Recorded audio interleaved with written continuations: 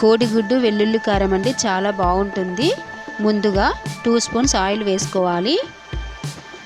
వేసుకున్న తర్వాత ఉడకబెట్టుకున్న కోడిగుడ్లు కట్ చేసి పెట్టుకోవాలండి. ఇలా ఘాట్లు పెట్టుకోవాలి.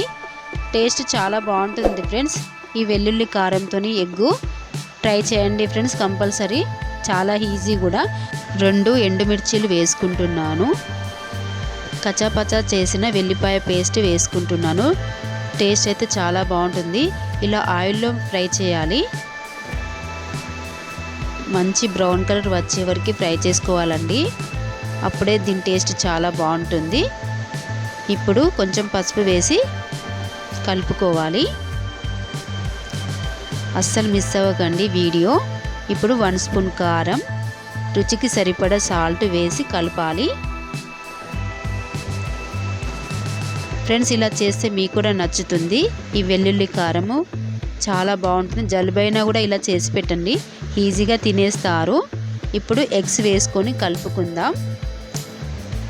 ఫ్రెండ్స్ ఈ వీడియో మీకు నచ్చితే లైక్ చేయండి, సబ్స్క్రైబ్ చేయండి ప్లీజ్ ఫ్రెండ్స్.